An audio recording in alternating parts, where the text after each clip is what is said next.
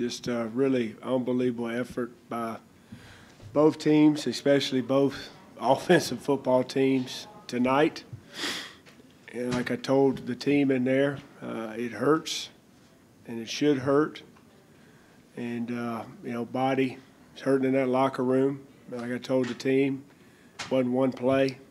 I mean, there might have been 50 plays tonight that, you make one play, it could be the difference in the game. And we can't seem to find the ability to make that play to get us over that hump, and it's disappointing. And not just players, coaches too, myself included. It's opportunities in games that you have to be the difference, and it's what we talked about all week. Not hoping, believing that you can go out there and you make that play. And I thought it was a little bit of hope at the end instead of believing, trying to hold on. And I got to give that team credit. Continue to fight, not quitting, and just that onside kick. That's probably the best onside kick I've ever seen. The highest hop that kick got, and they put it in the end zone. They were, I think they were 6 for 6 in the red zone. We were 8 for 9, and we needed to be 9 for 9. And you're gonna look back, and there's a million plays in my head right now. There were opportunities for us to, finish the game, and we couldn't finish. And like I told the guys, we're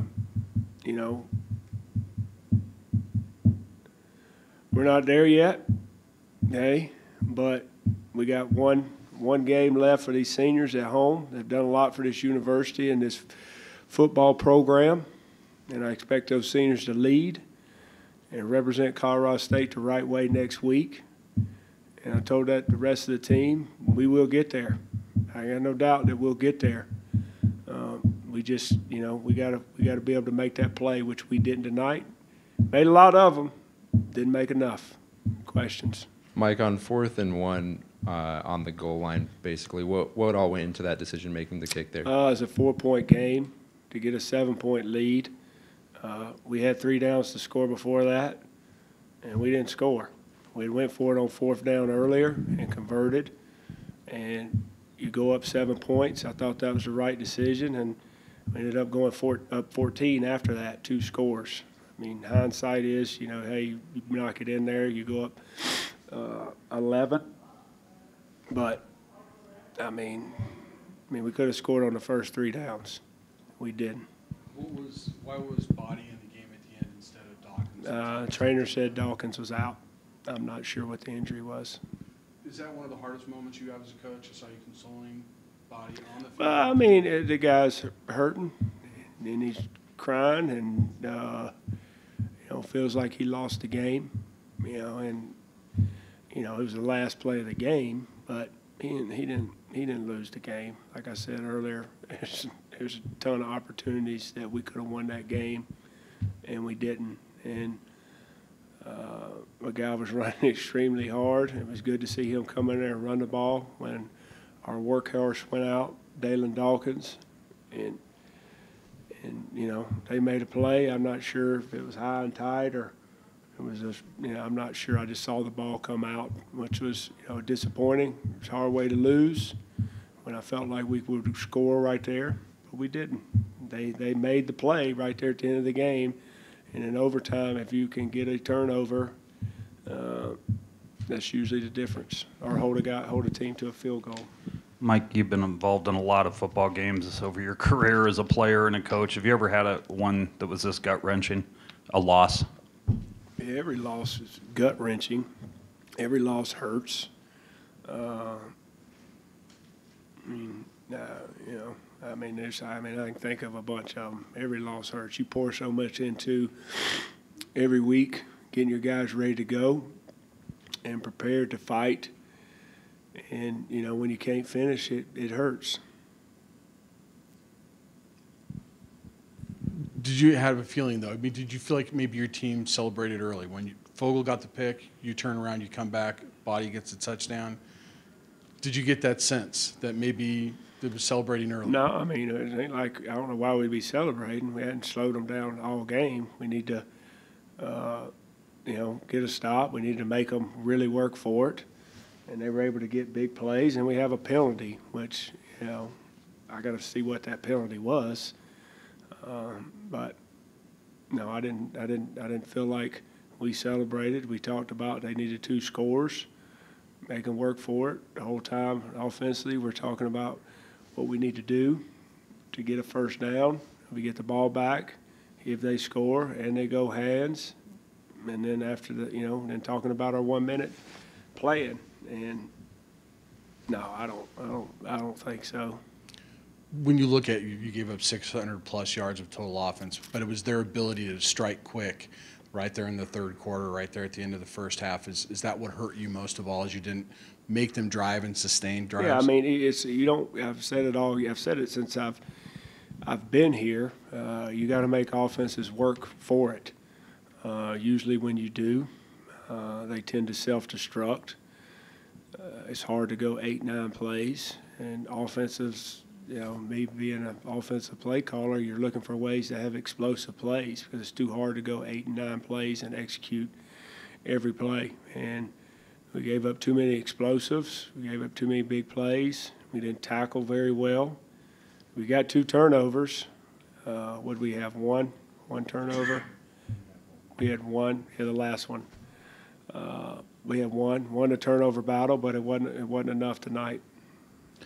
Coach, aside from the last play, of course, Rashad had a great night for himself. Do you feel like he showed you enough to kind of take over a complimentary role? Yeah, I mean, Rashad's has been working. Everybody, beginning of the year, Rashad runs well. When we basically, wore down the defense, and he still has some things that he needed to work on as a running back to, really get in the rotation with Dawkins and Izzy playing full time. But I've said it all the time, Coach Applewhite challenges those guys and makes them work in practice, and he continued to work. And, going into last week, we felt even before Izzy was hurt, he deserved to play some, and he played some in last week's game. He had another good week, ran extremely hard, and that's something that he's gonna learn from. Like I told him, you're never gonna forget it. It's not gonna go away. I told our guys, you're never gonna forget this game. It's not going to go away. It's going to hurt for a long time. It's how you use that hurt. I know it's going to hurt me for a long time. It's going to hurt our team, but I know I'm not going to lay down or hide. I'm going to show back up and get ready to get after somebody's butt next week. Like you said, use that hurt. Do you feel like your guys used the hurt from the last 2 games tonight? We did, but we still we got to find a way to make the play to win the ball game. We can't expect somebody to give it to us. We got to make it. And, at the end of the day, a lot's going to be said about, giving up some scores and giving up some yards. But we had the ability to make the play offensively, to tie the ball game back up right there, and we didn't. So it's not one side of the ball or the other. It's a total team effort. It's bottom line business. We failed tonight. We lost. 2 weeks in a row, like you said, you're just not finding ways to win. How is it that this team goes about, learns that, takes that next step? You keep putting yourself out there. The only way to grow is you put yourself out there. If you're afraid to put yourself out there, you're afraid to fail, you're never going to grow and never going to become who you want to be. So you continue to put yourself out there. You're not afraid of failing. You put yourself out there and give yourself an opportunity to make the plays. We got another opportunity next week. Coach, if Dalen was available, would he have been getting that carry in overtime on 3rd and 2? I'd say that'd be a pretty fair assessment. Do you think him being made unavailable should have to do with fatigue, because he did have 32 carries tonight? I just said I didn't know. I just said he was out. It was a physical game. That number 38 for them, they went, head to head a couple times and some violent collisions. And I can't say enough about Dalen Dawkins and his toughness and what he means to this football team. But I don't know. I mean, it's to win a game against Boise State, and that was the plan. And Dalen responded just like I thought he would, but I don't know that guy never gets tired. To be honest. Before BC, I'll answer it. Go ahead. yeah, before I ain't BC, in no hurry, Paul. You ain't got to protect me. before BC left with the injury, he was getting a lot of looks. Was that kind of the plan from the get-go tonight? Well, the plan was to be balanced, to spread it out. The plan was to play with tempo. I feel like when we play with tempo, we play with a better rhythm offensively, and we wanted to push the pace and be aggressive. I thought we were aggressive, and we continued to be aggressive, even at the start of the third quarter. And we just didn't execute a couple things and give them credit. I mean, that's a dang good defense out there that we played tonight in Boise State. And, we wanted to keep the hammer down all game. I didn't feel like we could relax offensively, and we got some weapons and tried to spread it around as much as we could. I don't know how many plays we ran, but we ran a lot. 95. We just needed 96, to try to get to 100. Any more questions? All right, guys. Thanks.